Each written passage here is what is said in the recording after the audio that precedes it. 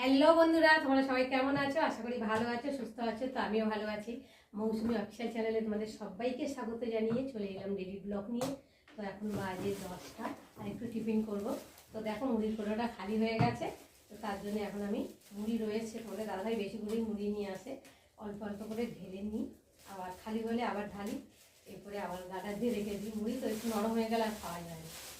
তো তার জন্য আমি এখন কিছুটা ঢেলে নেবো।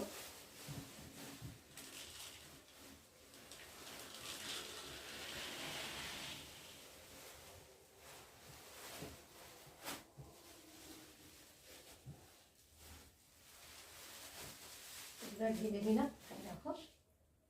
আর আমি এখন কিছুটা রয়েছে প্লাস্টিকের মধ্যে, এটা কাটা দিয়ে ভালো করে রেখে দেবো, যাতে হাওয়া না ঢুকে ভেতরে।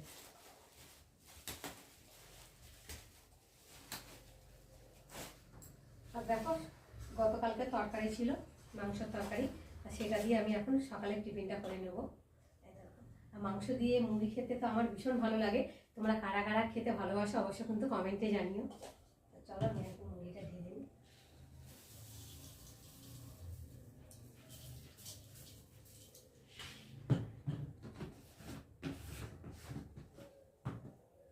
আর সাথে রয়েছে টক দই, দেখতে পাচ্ছ।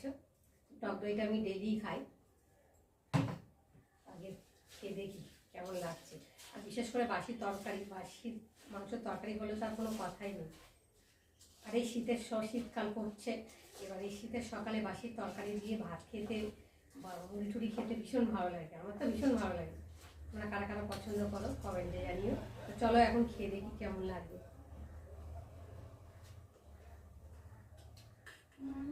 অসাধারণ লাগছে খেতে।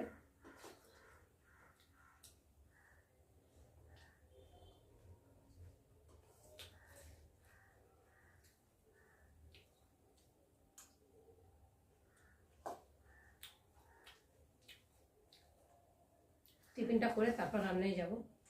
কি রান্না করবো তোমাদের সাথে পরে সেটাই শেয়ার করবো। এখন টিফিনটা খেয়ে নিই।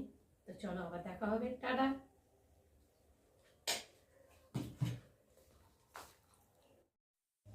তো দেখো বন্ধুরা, টিফিন করে চলে এলাম রান্নায়। তো দেখো সয়াবিনটাকে সেদ্ধ করে আর বসিয়ে রেখেছি যাতে ভালোভাবে সেদ্ধ হয়। আর এখানে কড়া বসিয়েছি, কড়াতে তেল দিয়েছি, আর এখন দেবো অল্প করে নুনটা দিয়ে একটু তেলটা ভালো করে ঘেটে নেব। আর এখন এই দেখো আলু আর কচু প্রথমে ভালো করে একটু ভেজে তুলে নেব, ততক্ষণ সয়াবিনটা ওইদিকে সেদ্ধ হোক।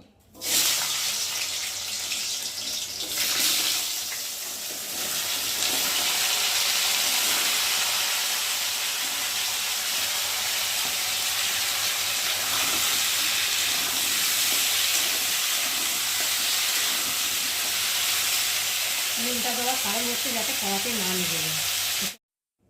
তো দেখো বন্ধুরা, কচু আলুটাকে ভেজে তুলে নিয়েছি, কড়াতে তেল দিয়েছি, কড়ার অবস্থা দেখো, পুরো আলু কচু ভেজেছি তো লেগে গেছে। যাই হোক, এখন ফোড়নে আমি দিয়ে দেবো তেজপাতা আর দেবো গোটা জিরে। ফোড়ন আর তেজপাতাটা একটু ভালো করে ভেজে নেব।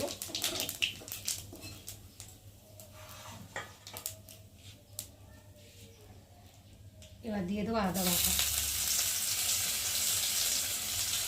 তারপর দিয়ে দেবো কাঁচা লঙ্কা, তারপর দিয়ে দেবো টমেটো, তারপরে জিরের গুঁড়ো, হলুদের গুঁড়ো, পরিমাণ মতো নুন দিয়ে মশলাটা ভালো করে কষিয়ে নেব।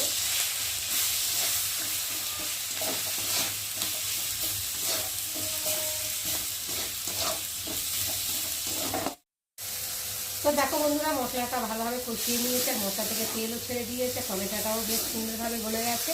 এখন সিদ্ধ করে রাখা সয়াবিনটাকে দিয়ে একটু ভালো করে কষিয়ে নেব।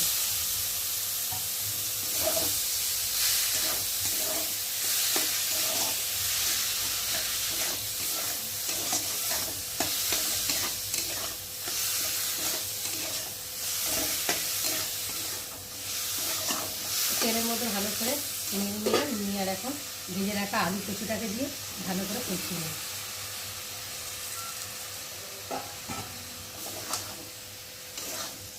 আর আমি এটা কাঁচা লঙ্কা দিয়ে তরকারিটা করবো, গুঁড়ো লঙ্কা দেবো না, কেন তোমাদের দাদাভাই তো পছন্দ করে না, তার জন্যে। তো যাই হোক, এখন আমি ভালোভাবে কষিয়ে বন্ধুরা মশলার সাথে ভালোভাবে আলু কচুটাকে সয়াবিনটাকে ভালোভাবে কষিয়ে নিয়েছি, আর মশলা থেকে একটা গন্ধ ছেড়ে দিয়েছে, ভাজা ভাজা গন্ধ। তো চলো এখন আমি ভালো করে একটু নেড়ে চেড়ে আর পরিমাণ মতো জল দিয়ে ভালো করে সেদ্ধ করে দেবো।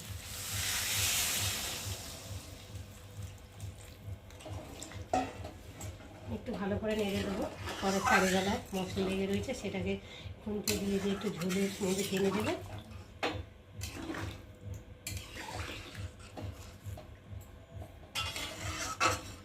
দিয়ে আর এখন ঢাকা দিয়ে সেদ্ধ করে নেব। তো দেখো বন্ধুরা, কচু আলু সয়াবিনের রেসিপি তৈরি হয়ে গেছে, আর কেমন লাগছে তোমরা কিন্তু অবশ্যই কমেন্টে জানিও। তো চলো, নামাবার আগে আমি স্বাদ মতো অল্প করে চিনি দিয়ে দেবো, আর দিয়ে দেবো মিট মশলা, আর দিয়ে দেবো ধনে পাতার কুচি। একটু ভালো করে নেড়ে ছেড়ে নেব। তো বন্ধুরা, আজকে আমার সয়াবিন গাটি কচুর রেসিপি কেমন লাগলো তোমরা কিন্তু অবশ্যই কমেন্ট করবে, আর ভালো লাগলে লাইক কমেন্ট শেয়ার করো, আর আমার চ্যানেলে যদি নতুন হয়ে থাকো চ্যানেলটাকে সাবস্ক্রাইব করো। আবার তোমাদের সঙ্গে দেখা হবে পরের ব্লগে, ততক্ষণ তোমরা তোমাদের খেয়াল রাখো।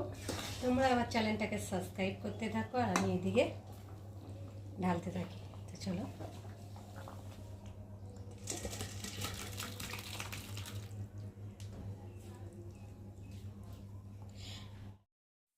তো দেখো বন্ধুরা, রান্না করে চান টান করে ঠাকুর পুজো দিয়ে আর খেতে বসেছি। আর তোমাদের দাদাভাই তো কাছ থেকে এসেই মানে উঠোন ফুটন ঝাড়ফাট দিচ্ছে, পয় পরিষ্কার করছে চানের আগে। তো আমি এখন খেতে বসে গেছি, আমার খিদেও পেয়েছে।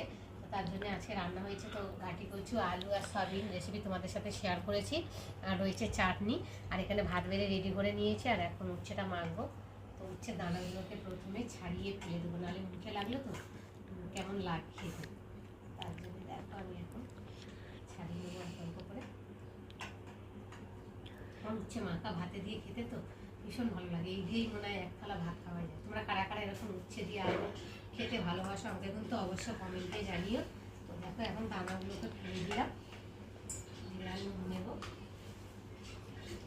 যাদের মুখে রুচি থাকে না এরকম করে খেলে বেশ খেতে ভালো লাগে। দেখো এখন লঙ্কাটাকে আমি মেখে নিলাম, কাঁচা লঙ্কা দিয়ে মাখবো, যেহেতু আমি শুকনো লঙ্কা খেলে তো আমার পেটের ব্যথা করে, কেন যেহেতু গ্যাস আছে, গ্যাস হয়, প্রচণ্ড গ্যাস হয়, তার জন্য কাঁচা তেল দিয়ে দেবো।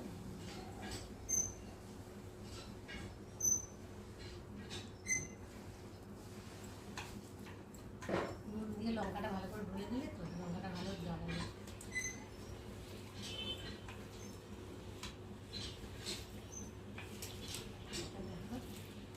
আমার দাদাভাই চান করছে, কলের আওয়াজ শুনতে পাচ্ছি, ধুমধাম ধুমধাম হচ্ছে।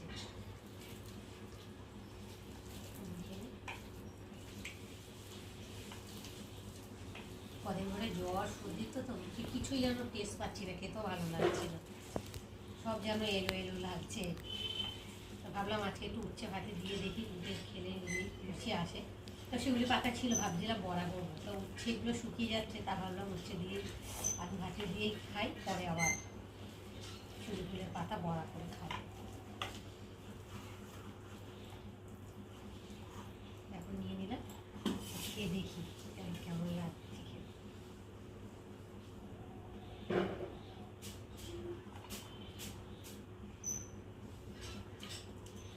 অসাধারণ লাগছে খেতে। একটু গাটি কচুর তরকারি খেয়ে দেখি কেমন হয়েছে, তারপর তোমাদের সাথে শেয়ার করবো।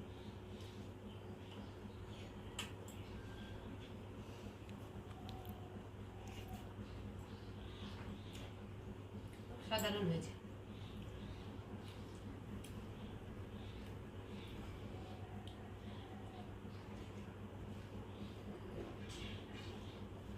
চলো বন্ধুরা, খেয়ে নিই, আমার